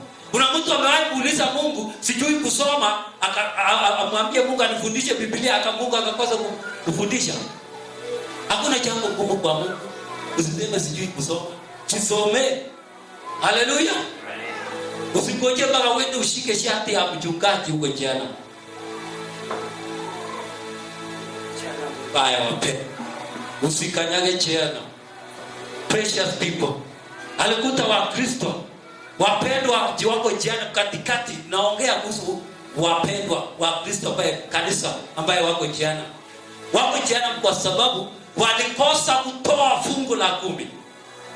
Acha nikueleze leo, kama utoa fungu la 10 na utoe kabisa ile vile inastahili,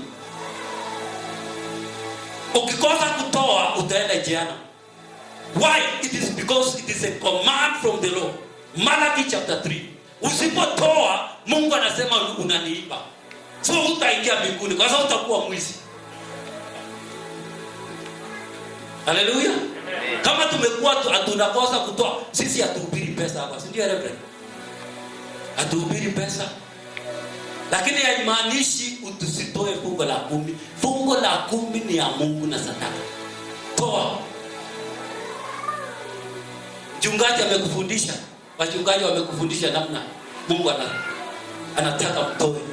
Lakini ukikosa kutoa, huko kujia jana. Kutoka leo, kama huko natoa, anza kutoa, tubu na utoe.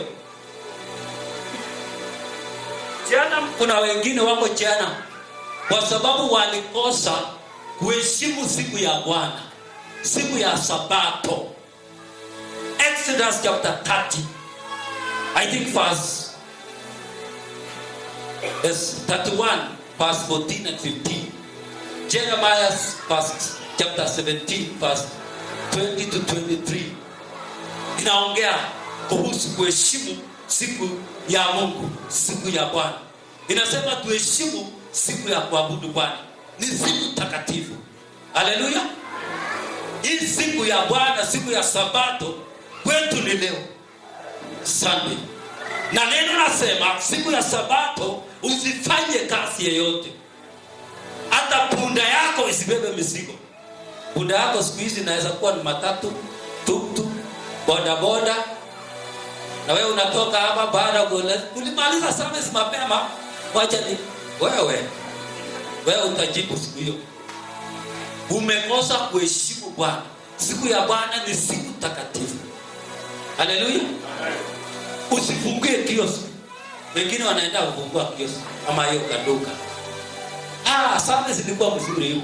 Mchungaji nako kwa duka. Na ni Sunday. Utaenda jana. Stop doing that. Usifanye hivyo. Naongea kuhusu Wakristo ambao wako katikati ya jana. Wapendwa, tusiingie jana. Jana ni mbaya. Ndio Yesu alitukanya mara mingi. Ukisoma neno la Mungu, mara mingi alitukanya tusikanyage pale. Kwa sababu hata mpaka wa leo Yesu akienda jana, kwa sababu hapo na authority kutembea pale. Akitembea pale anaona watu wanalia na kuomboleza na kusema unirehemu, unisamehe. Lakini anasema hana chochote ya kufanya. I did everything on the cross. Nilifanya chochote pale. Na niliwapenda. Lakini hawakusikia. Na sasa sina kitu ya kuwafanyia sahihi. Sina uwezo ya kuokoa. Sinaambiwa Mungu anatueleza. Yesu alidhihakiwa. He was divided. He cannot go back to the cross again. So anaomboleza. Kwa sababu binadamu wanaenda jana kwa kupenda kwao. Huyu dada akauliza, alionyesha wengine ambao walikuwa jana. Alafu Bwana Yesu akakubalia kuongea na hawa. Akawainterrogate.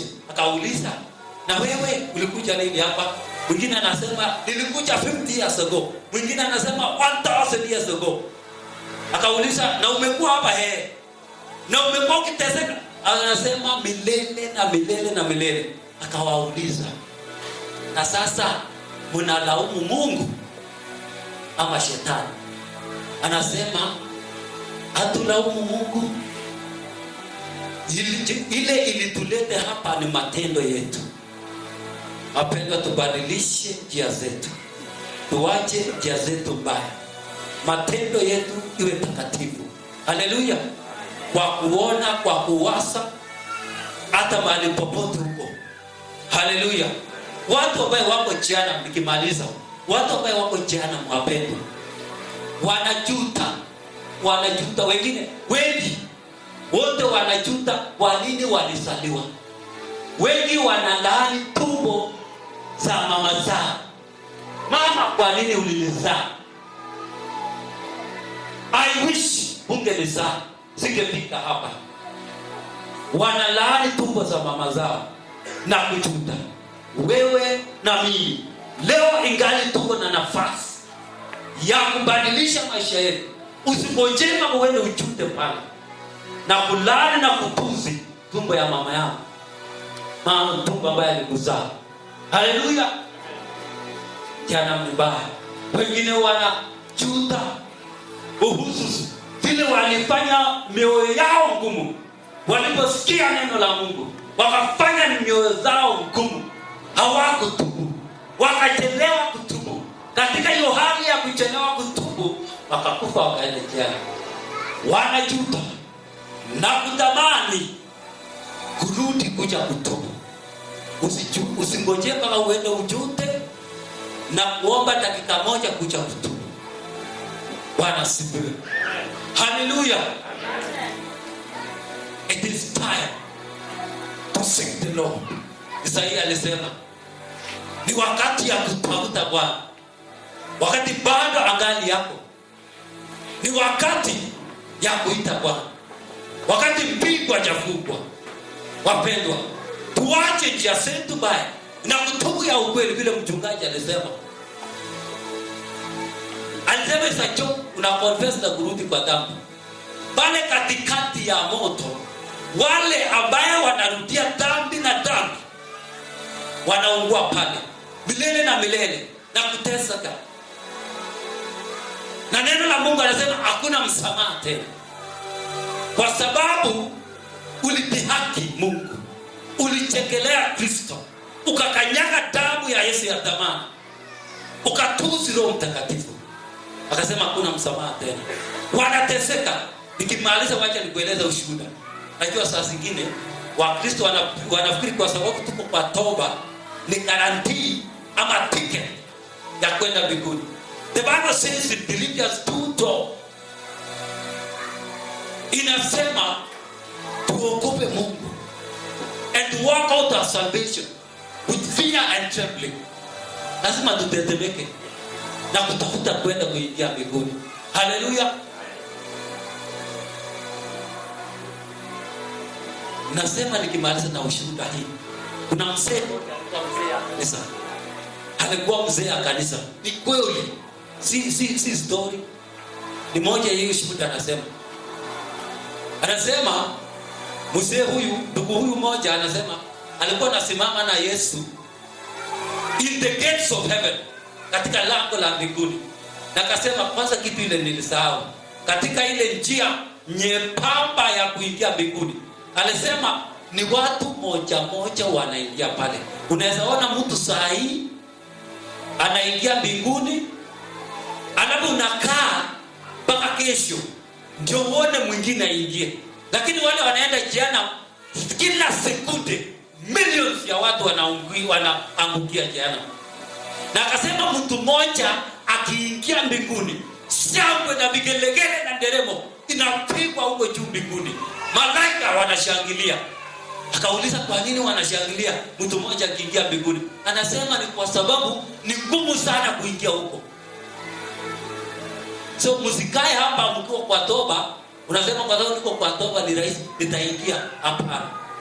So kuna mzee mmoja, huyu mzee ndugu alisema alikuwa anasimama na Yesu katika lango la mbinguni, wakingojea kuingia katika lango la mbinguni. Lango la mbinguni imeandikwa welcome to heaven, na imeandikwa holiness and righteousness. Peke yake itaingia huko. Akasema sasa ile tulikuwa nangojea Yesu anasimama pale, the gates of heaven, milango za mbinguni inalindwa na malaika. Kama vile unaona milango za jeshi zinalindwa na malaika kubwa jitu 50 feet. Na ile milango ni kubwa na imetengenezwa na dhahabu, vile neno la Mungu nasema. Ni kweli wapendwa. Akasema sasa ile tulikuwa nasimama pale tunangojea tuingie pale. Akasema after some seconds, baada muda kidogo, akaona Yesu amebadilisha sura, amehuzunika. Akashangaa kwa nini Yesu amehuzunika. Akasema punde si punde akaona mtu anatoka mbali, anakuja akiimba. Haleluya! Akiimba shangwe. Asijui kama alikuwa naimba ile wimbo ya kusema nitaingia lango kuu. Reverence, tulikuwa tunaimba hiyo. Nitaingia shangwe kuu. Ni mzee wa kanisa alikuwa anakuja. Na akasema hii ndugu, akasema alipoangalia hii mzee ama ndugu akuwa mbali, alikuwa amevaa sare za white za kuingia mbinguni. Akakuja saa ile anataka kuingia mbinguni, hakuona Yesu alikuwa kando na hii ndugu. Huyu ndugu akasema akataka kuingia mbinguni, akaelezwa hey stop, akaelezwa na malaika simama, wewe ni nani? Akasema mimi ni Michael Karanja. Michael Karanja, unaenda wapi? Mimi nataka kuingia mbinguni. Ngoja kidogo hapo. Amweza ngoja. Malaika akarudi, akaenda kwa ile ofisi. Ukiingia kwa hii mlango ya jeshi, unakuta kuna ofisi hapo. Wanaweka nini vitabu zao huko. Malaika akaenda, akakuja na kitabu. Unaitwa Michael Karanja? Okay, ngoja tuone kama jina lako liko kwa hii kitabu. Akapita, akaenda. Unajua hiyo kitabu ni kubwa, nyeupe mno. Na nimetengenezwa na dhahabu, gold. Makaratasi ni dhahabu, wacha hii yetu hii. Akasema na imeandikwa, kuna some Biblia sababu ukitaka kufungua kwa haraka unaona imeandikwa A B C. So akaenda sini Michael Karanja, akaenda mahali ya Michael M.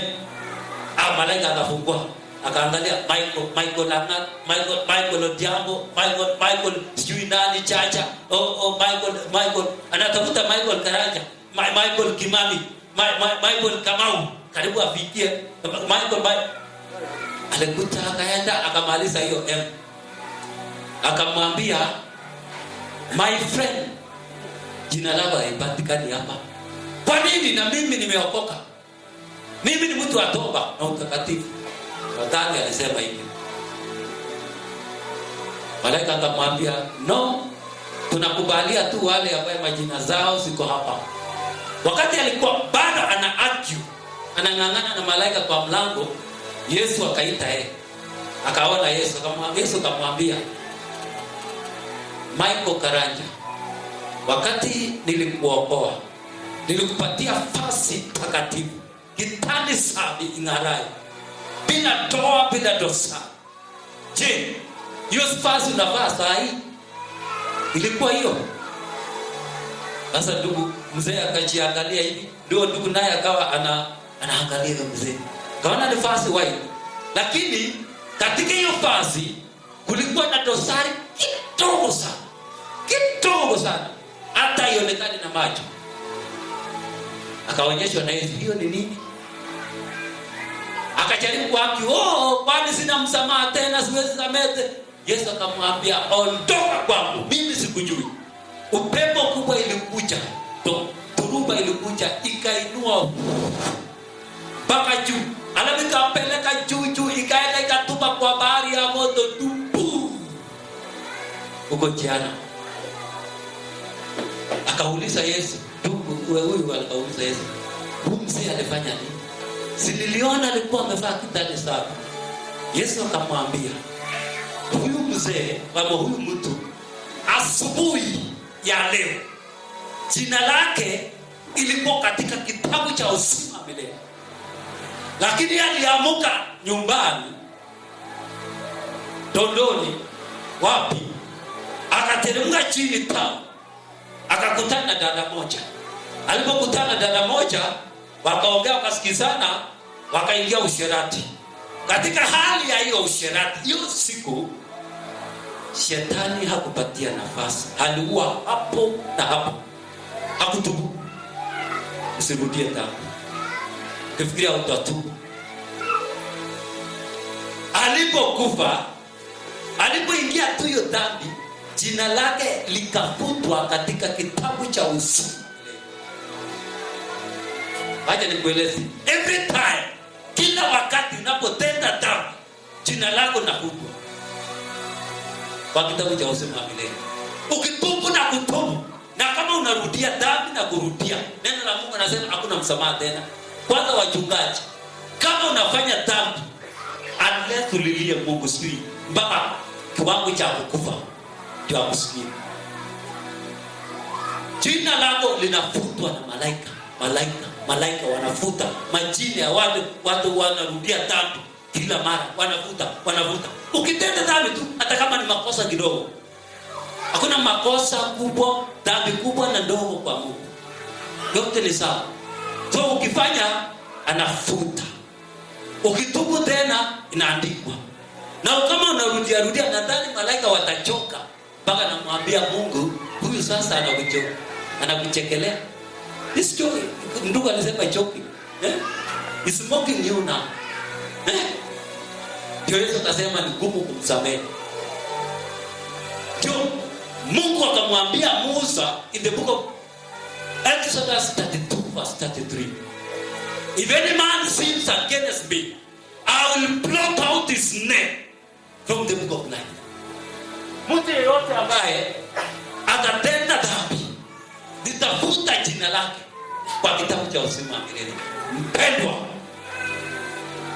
usingojee jina lako lifutwe kwa kitabu cha uzima milele. Hakikisha jina lako limeandikwa kwa kitabu cha uzima milele.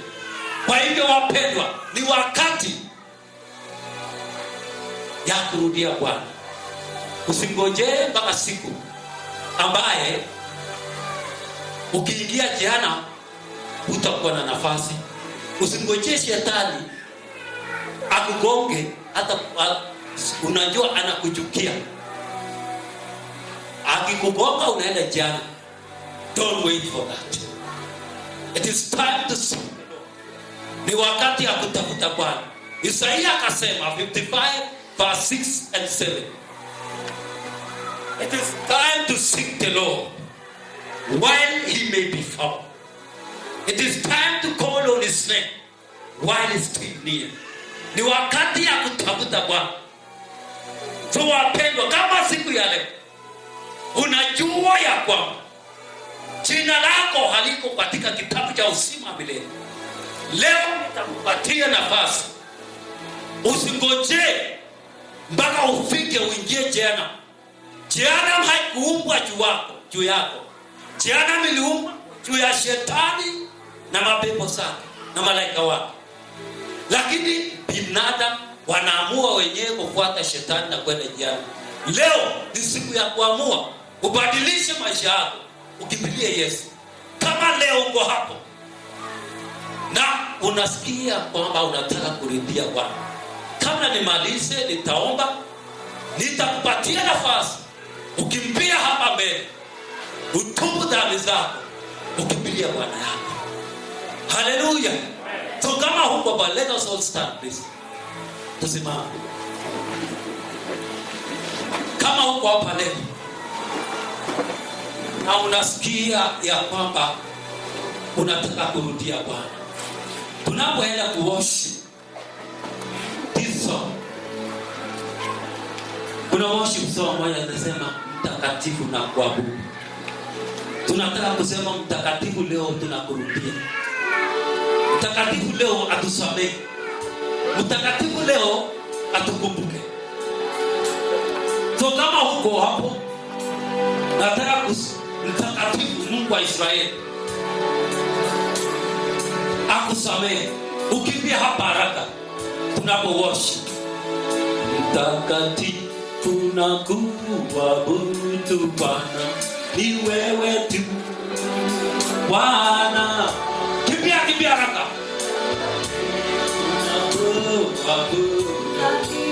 Kimbia.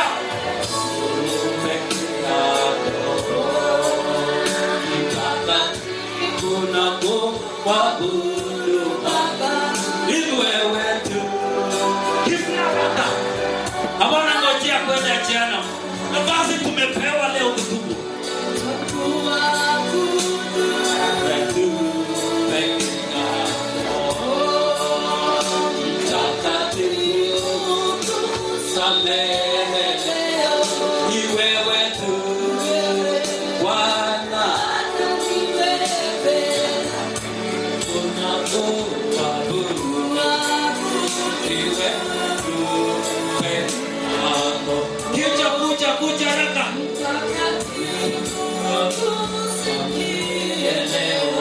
ni wewe tu Bwana,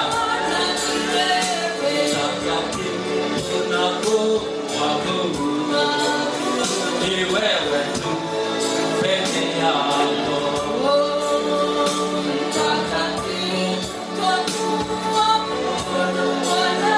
Ni wewe tu Bwana, mtakatifu na kuabudu, ni wewe tu peke yako. Kuja Bwana, simama hapo. Utusomee leo Jehova.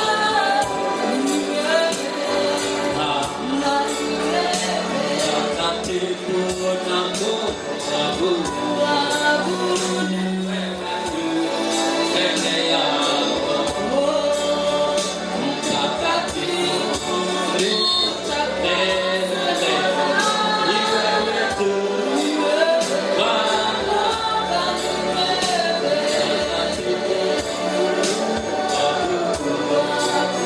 ni wewe tu peke yako.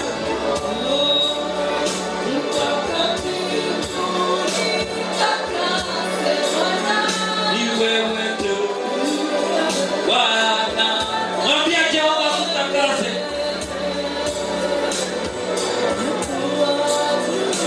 Wewe tu peke yako. Mwambie Jehova kusamehe. Mtakatifu unisamehe leo. Ni wewe tu Bwana,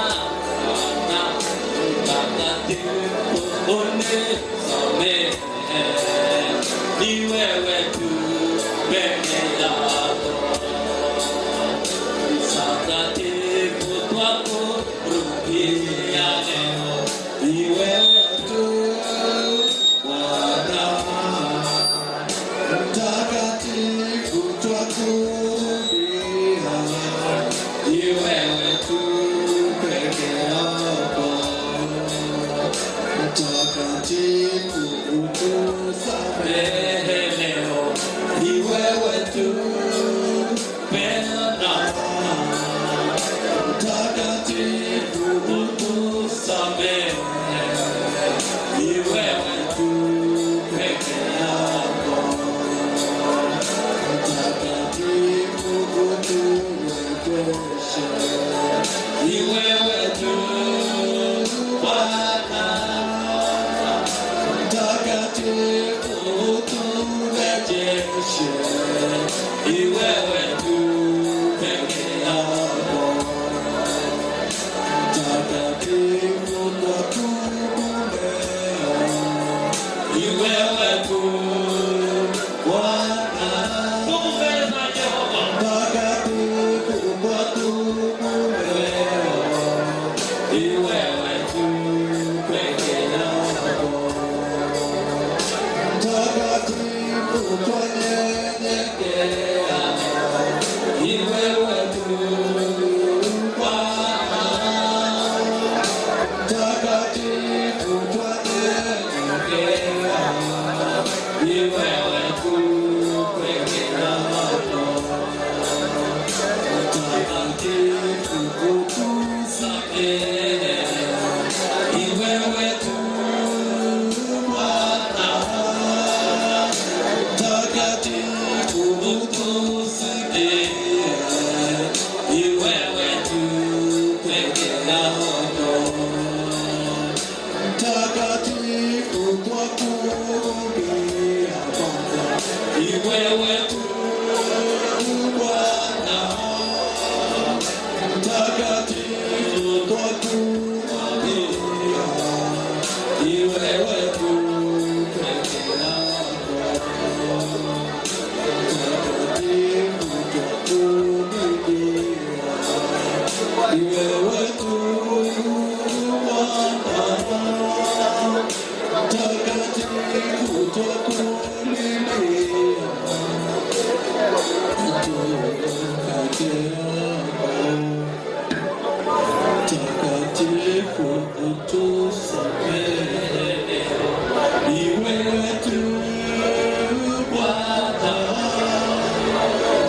mtakatifu utusamehe, ni wewe tu peke yako. Haleluya. Usimame sasa, usimame mbele za Bwana ili tutubu dhambi zetu, ili Bwana atukumbuke leo. Usimame wherever you are, simama. Usimame wapendwa.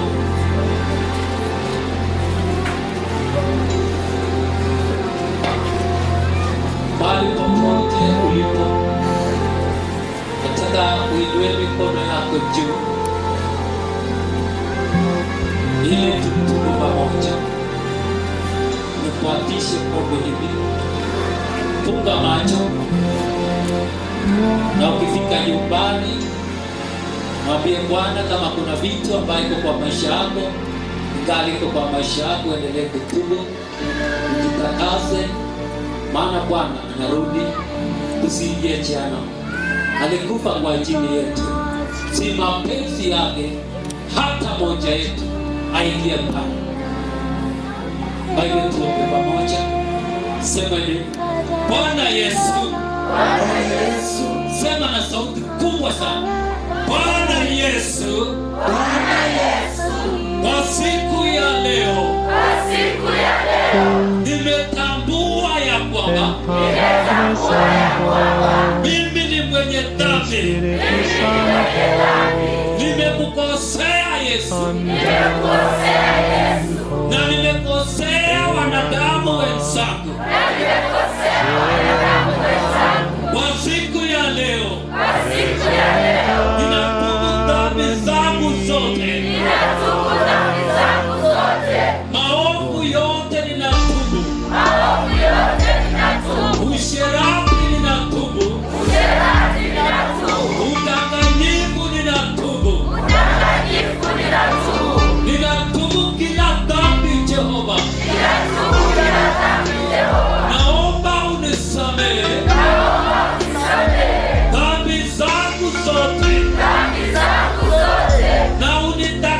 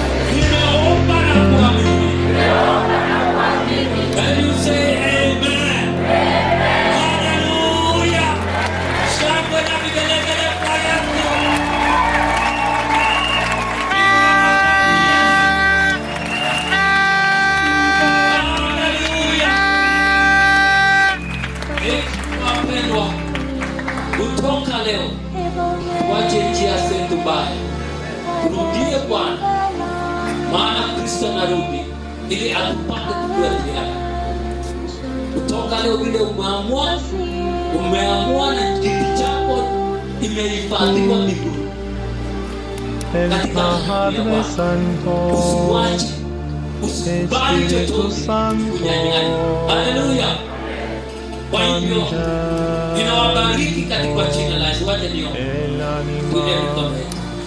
Mighty and Holy Father, I thank you and bless you, the Father, the Son, and the Holy Spirit, even for this hour.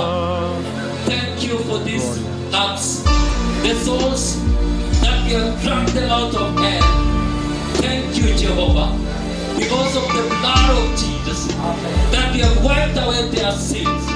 In the mighty name of Jesus, I bless you, Jehovah, and we rejoice with the heavens and the angels in heaven for these young ones who have humbled themselves before you and repented before your presence, Jehovah.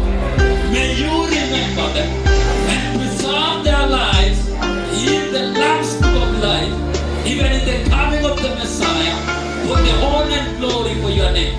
I bless them, my Father, with your holiness and righteousness through the blood of Jesus, and may you receive all the glory and even all the honor, power and all authority belongs to you, even in their hearts, forever and ever. And we pray in Jesus' mighty name. Amen. Amen. Amen. Thank you very much. God bless you.